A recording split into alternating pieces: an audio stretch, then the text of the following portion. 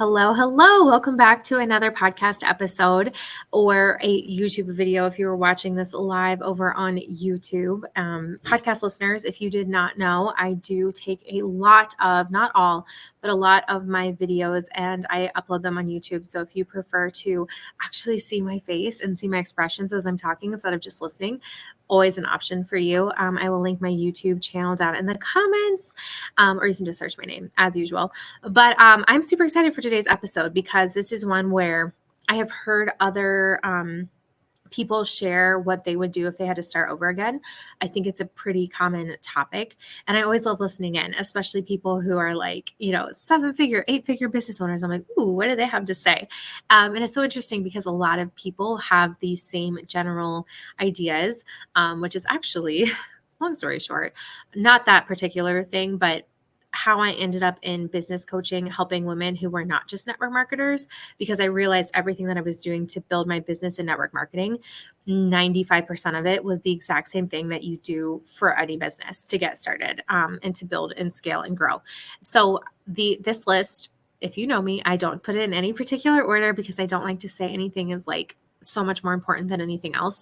But these are, let me see how many I have. 1, 2, 3, 4, 5, 6, 7, 8, 9, 10. Okay, I have 10. So these are the top 10 things that I would do if I were starting right now, starting over and or starting maybe a new business. These are the things that I would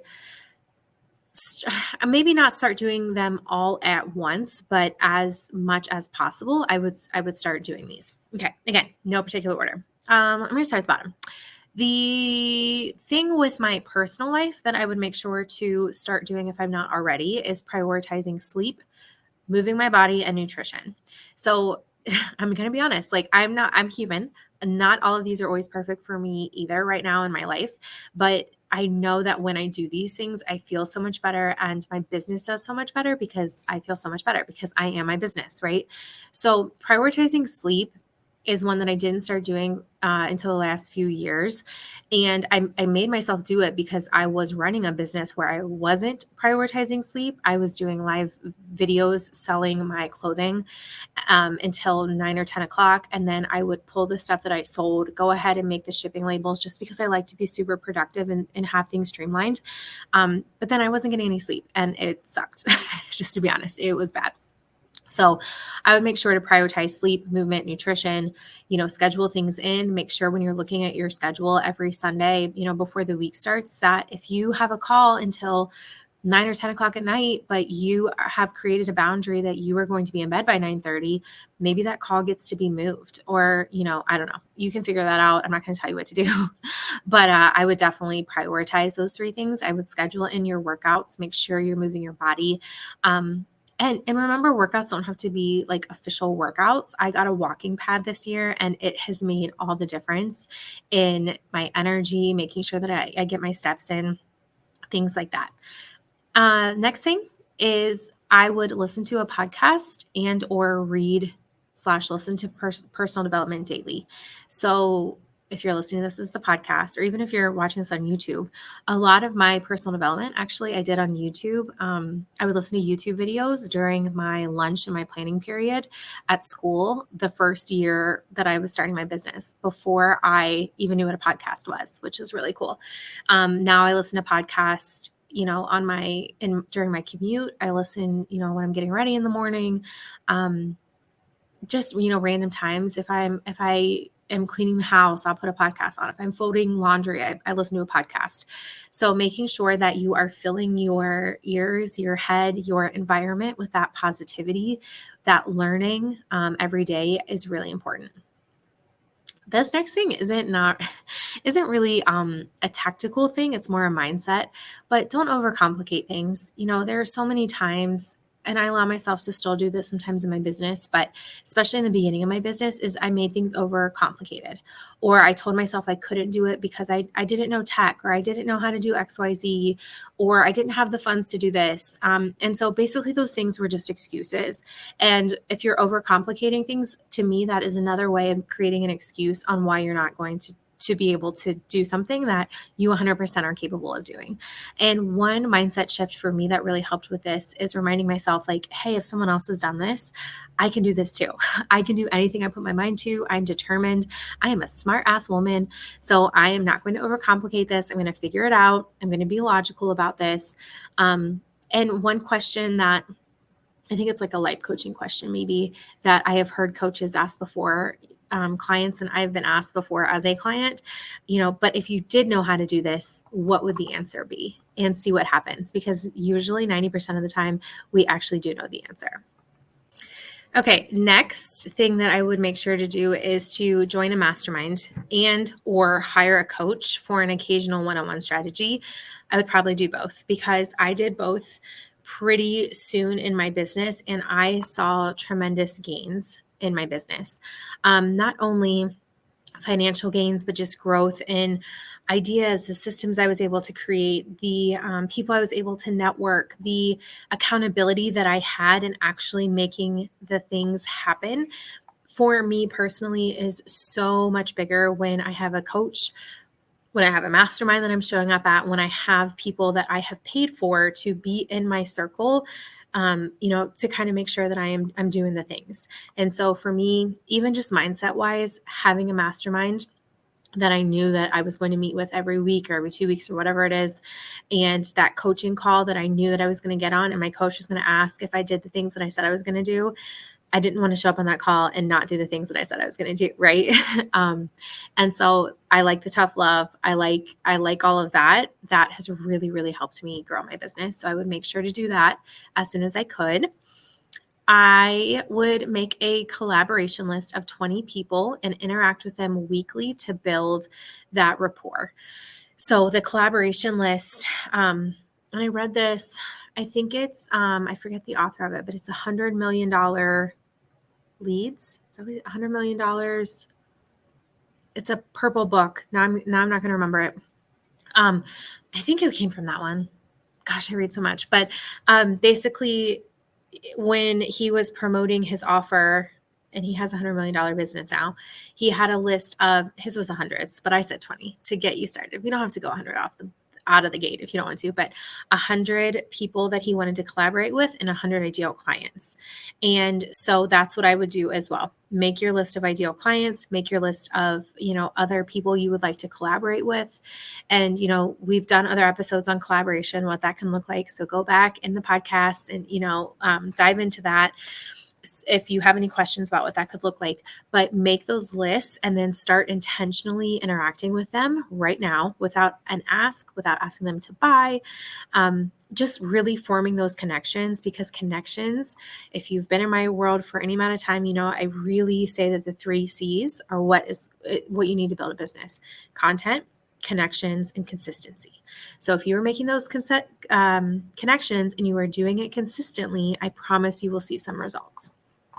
The next thing I would do, so this is number 6. No, this is number 7. I would do free trainings and give value, either on my personal page and groups if that's appropriate. But that's another way to get visible, to let people know what I'm doing, that I'm an expert in these things, that I am someone that when they pay money to me, I'm actually going to show up and give them what I say I'm going to give them, because I'm professional. I'm doing the things. Like, I'm not afraid to show my face on my profile in groups and other people's groups. There's so much to be said for, I don't even know. It's like that street cred it gives you. Like, hey, this girl knows what she's talking about with, XYZ, with visibility, with planning, with productivity, with Disney. So if you want to position yourself as that expert, I really think showing up on video is a huge way to go. If video really freaks you out, record it first and then upload it. It doesn't have to be live. Maybe you start with talking in your stories first. It's a whole different audience in your story. So start small. I have some other podcast episodes on live video, and I've had some really great guest experts on about live video as well, if you want to scroll back and find some of those. But that's something else I would do is do some free trainings and value. The other thing with the free trainings, that if you are ready for it and if you have the systems for it, you could also have it set up where people sign up, at a link to come to a live training and you do it like on Zoom or something like that. So that's another strategy that I started pretty soon in my business. So I even did this with network marketing.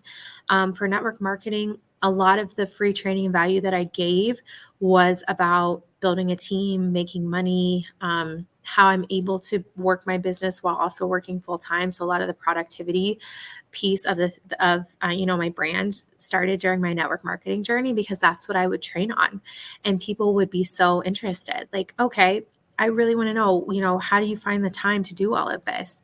And then when I showed them, then they were like, oh, okay, well, then maybe I do want to join your network marketing team because you make it look very doable. So that's one of the strategies that I did, even with network marketing. Next up, I would find an accountability partner to check in with, and maybe do co-working once a week. So I've shared before, going back to my network marketing journey, this is one of the ways that I grew my network marketing team so quickly, is I had this co-working time with my team. So it not only forced me to actually work on my business, but then I was also teaching my team what I did to work my business. And I was also building community with my team, because they saw that I was invested in my business. They saw that I was invested in my team.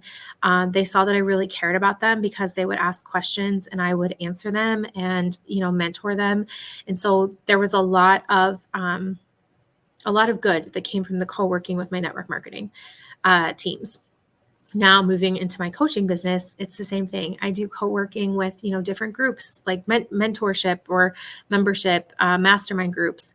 My membership that I just wrapped up had a ton of, or not a ton, well, a monthly co-working session. And again, that was a great time for me to get work done, but also a great time for, other people to hop on, have that guided time, and have, some guidance on what to do. So find someone else who's building their business. If you are in my dreams, or what's it called? My purpose. I have so many different acronyms. I need to streamline this a little bit. But my Purpose to Profits Dream Business Academy, if you're in that, hop in and see who else is in that.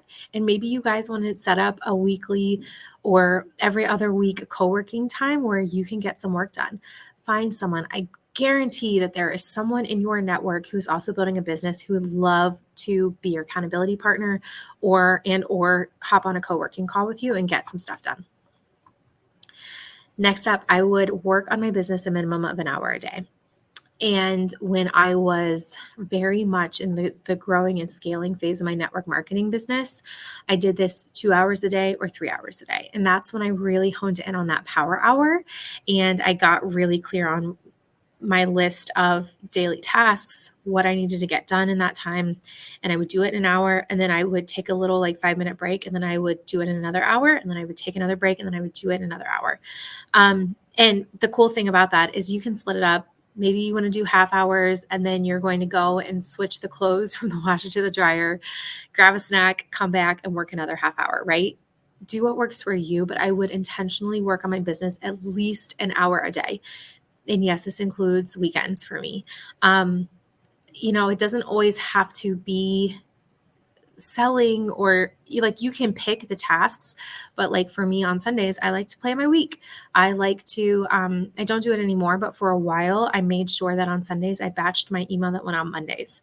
Now I'm out a little further than that. So I don't wait until kind of the last minute to do that. But work your business an hour a day and you will see some freaking awesome results. And then the very last thing is intentional networking and connections with people on social media and in person. So this kind of goes back to that 100s list, but also there's so many people that you are going to work with that you don't even know yet. Let that sink in. And so we get to find them. You never know where you're going to find them. You might find them, my business has nothing really to do with travel anymore. It used to, but I'm in a lot of travel groups because I love to travel. And that's very much a part of my life and honestly kind of a part of my personal brand still. And so I'm in a lot of travel groups. And when I'm in them, this is more for me, my fun social media time, but I'll make comments. I will give people recommendations, things like that. And when I do that, I'm making connections with people who you never know down the road who might end up working with me, who might refer someone to work with me, who might share my stuff just because they like me. And then it gets, found by someone else in the network marketing, the social media world. But intentionally networking with people in that way. Same thing with in-person events. When you're out at a workout class or at a restaurant and you see the woman in line next to you and you really love her purse, tell her. You never know. Maybe nothing will come out of it. Maybe you guys will stand there and have a 20-minute conversation about how you really love Disney World and you want to stay connected afterwards. Who knows? I have had both of those scenarios happen. And so again, I sound like I'm, a broken record, but you never know. So intentionally network and get to know some people. Okay, so I'm going to do a quick recap again, just in case you were like taking notes, wanted to write all these down. Number 1, prioritize sleep, movement, and nutrition. Number 2, listen to a podcast and or read some sort of personal development every day. Number 3, don't overcomplicate things. Number 4, I feel like maybe I skipped number 4. Promote one thing. I'm 100% sure I skipped number 4. Oh my gosh, how did I do that? Promote one thing. And so the only thing that I want to say for that, because it's pretty self-explanatory, sorry, I don't know how I missed that on the list, but promote one thing. So if you are trying to promote your network marketing business that sells lipstick and also your life coaching program, and you're doing them both at the same time, it's going to get really confusing for people. So one of the best pieces of advice that I got handed to me was, go all in on one thing, build it to the level that you are happy with it. Like if it maintained there and didn't grow anymore, you would be fine. Then you can start implementing other things that you are promoting. So I would just focus literally on one thing. Anything else, I would not mess around with. Number 5, can I not count? 1, 2, 3, 4, 5, 6, 7, 8, 9, 10. Okay, I can. Number 5, join a mastermind and hire a coach for occasional one-on-one strategy calls. Number 6, make a collaboration list of 20 people and interact with them weekly to build rapport. Number 7, I would do free trainings and give value in groups on my page everywhere that I can. Number 8, I would find an accountability partner to check in with and maybe co-work with once a week. Number 9, I would work an hour a day minimum in and or on my business. And number 10, I would intentionally network on social media and in person. So I hope you found this helpful. If you did, please screenshot this, share this in your stories, send this to a friend, share this in a group that you are in who, it's women building their businesses who maybe they need to hear this list, because for me, this list really helped me get grounded and go back and remember, like I tell myself and I tell my clients all the time, go back to your basics. If you are feeling stuck in your business, go back to the basics. Stop overcomplicating things. Do what you know works. And looking at that list, you can probably, there was probably something in your mind going off and you're like, oh my gosh, I don't do that. Or I used to do that and I don't anymore. And so now we get to add it back in, go back to the basics and see really what we can do with our business this year. So I hope you found this helpful. If you did, make sure you let me know. Make sure if you're listening on the podcast and or YouTube, whichever one, make sure you subscribe so that you don't miss any of my content. And I will talk to you so soon.